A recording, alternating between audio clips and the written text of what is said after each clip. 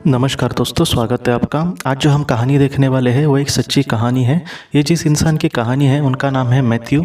Matthew ये कहते हैं दोस्तों कि एक बार वो एक समंदर में तैरने गए थे अपने दोस्तों के साथ, लेकिन अचानक वो आगे आगे चलते गए और इनके जो दोस्त थे वो कहीं ना कहीं पीछे रह गए।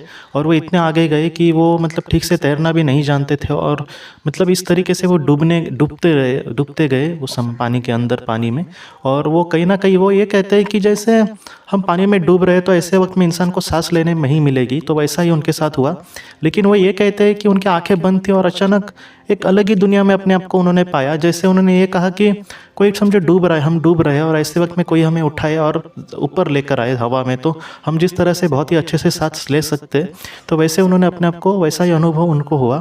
वो ये कहते हैं कि जो मैथ्यू है उनके जीवन में दोस्तों वो बहुत ही बड़े मतलब वो ऐसे इंसान थे जहाँ पर बहुत ही अच्छा इंसान है, बहुत ही अच्छे से अपना काम कर रहे हैं, लेकिन जो संबंध है मतलब संबंधों की गहराई को बहुत ही वो अच्छे से नहीं समझ पा रहे थे। मतलब कैसे कि किसी के साथ कुछ अनबन हो जाए तो उनको उस वक्त कुछ नहीं लगता था या फिर वो फटक से कुछ बोल देते थे, लेकिन बाद में उनको बहुत बुरा लगता था।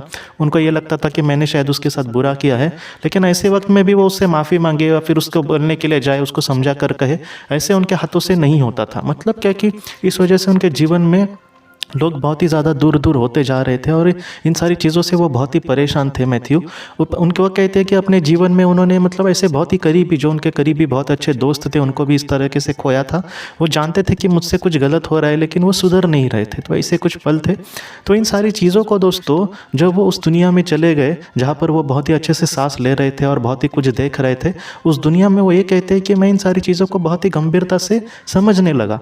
मतलब जो आंसर उनको अपने मन में अब तक नहीं मिल रहे थे, उनको वो मिलने लगे। और मतलब एक परम धाम में उन्होंने ये सोचा कि वो ये कह रहे थे कि मुझे अपने आप सवालों के जवाब मिल रहे थे। जैसे कोई उनसे ये कह रहा था दोस्तों कि तुम्हें अपने आप को भी इतना ये नहीं करना चाहिए, किसी से माफ़ी मांगना या फिर किसी को मतलब कोई हमसे रूठा है तो उसके लिए उसको सामने उसके साथ बात करने जाना, ये कोई मतलब इससे हमारा कोई बड़ा इंसल्ट नहीं होता।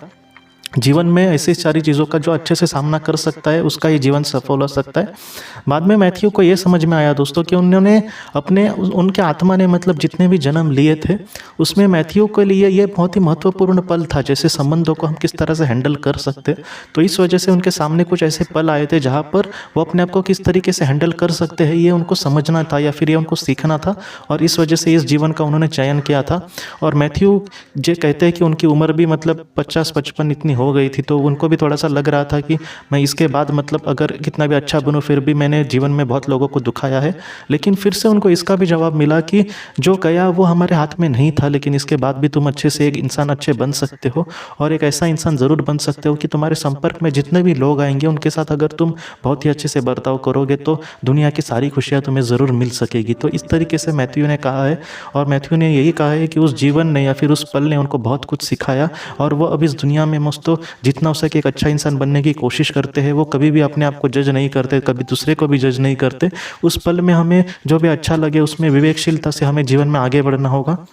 अगर हम विवेकशीलता से आगे बढ़ते हैं कि कोई किसी को मतलब कभी कभी ज़रूरत होती है कि हम मतलब दूसरे से उस तरीके से बात करें जहाँ पर उसको हो सकता है कि दुख भी लगे, लेकिन वो ज़रूरी होता है। तो ऐसे वक्त में भी हमें मतलब एक विवेकशीलता से ही जाना होगा। अगर कोई गलत मार्ग में है तो हम उसको अच्छा लगे इसलिए जाने दो, अच्छा है तुम कर रहे हो, ऐसा नहीं कहना चाहिए। जो भी अच्छा है उसको मतलब जो सच है या फिर जो सच्चा है या फिर जो योग्य है उसको वही कहने की कोशिश करनी चाहिए। तो इस तरीके से ये सारी जो चीज़ें हैं वो मैथ्यू ने सीखी और वो हमसे भी यही कहते हैं कि आखिर जीवन जो है वो यही है। हमारे जीवन में हम कुछ चीज़ों से बहुत ही कभी कभी मुश्किल का सामना करने की कोशिश करते हैं, लेकिन वो हमारी एक बहुत बड़ी परीक्षा है कि ऐसे वक्त में हम किस तरीके से बर्ताव करते हैं और अपने जीवन में आगे बढ़ते हैं। तो ये जो मैथ्यू की कहानी है वो हमें यही कहते हैं कि इस तरीके से हमें जीवन में आगे बढ़ने की कोशिश करनी होगी। बाद में मैथ्यू कहते हैं कि ये जो अनुभव था उनको बहुत देर लगा था कि शायद ये चला होगा, और उसके बाद वो जब पृथ्वी पर लौट आए तो वो ये कहते हैं कि उनके दोस्तों ने उनको रेत पर लेटाया था और वो उनका पेट दबा रहे थे और उनके मुंह से पानी निकल रहा था। और ऐसे समय ही उनको होश आया।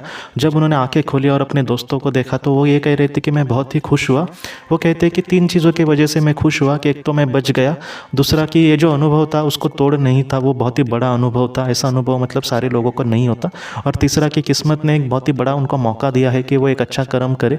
तो ये जो चीज़ है वो मैथ्यू कहते हैं कि मैं अपने जीवन में कभी भी नहीं भूलूंगा और एक अच्छा इंसान बनने की हमेशा कोशिश करूँगा, यही मेरे जीवन का परम कर्तव्य है। तो दोस्तों आज की इस कहानी को लेकर अगर आपके कोई भी सवाल सवाल हो तो आप ज़रूर पूछें, जितना हो सके मैं उसका आपको जवाब देने की कोशिश करूँगा। हम अपनी अगली वीडियो में मिलते हैं। आप अपना अपने परिवार का ख्याल रखना। आपका बहुत बहुत धन्यवाद। ज़िंदगी की रोशनी ये संस्था ऐसे लोगों के लिए काम करती है जिन्होंने किसी अपने को खोया है या फिर जो लोग अपनी ज़िंदगी में बहुत ही ज़्यादा दुखी है। जो लोग इस संस्था से जुड़ते हैं उनको तकरीबन 50 किताबें भेजी जाएगी उनके व्हाट्सएप पर या फिर ईमेल पर। ये किताबें आत्मलोक या फिर मौत के बाद हमारे साथ क्या होता है, इन सारी चीज़ों की आपको पूरी तरह से जानकारी देगी। और इसके साथ साथ आपको एक पास्ट लाइफ रिग्रेशन थेरेपी की ऑडियो भी भेजी जाएगी। इस ऑडियो की मदद से आप घर बैठे अपनी पास्ट लाइफ रिग्रेशन करने की कोशिश कर सकते हो। बहुत लोग पास्ट लाइफ रिग्रेशन थेरेपिस्ट के पास किसी कारण के वश नहीं जा सकते, तो ऐसे लोगों के लिए मदद के लिए ये ऑडियो तैयार की गई है। तो आप ज़रूर इस संस्था से जुड़े। इस संस्था से जुड़ने के लिए सामने जो व्हाट्सएप का नंबर दिया है आप कृपया उस पर संपर्क करें। आपका बहुत बहुत शुक्रिया।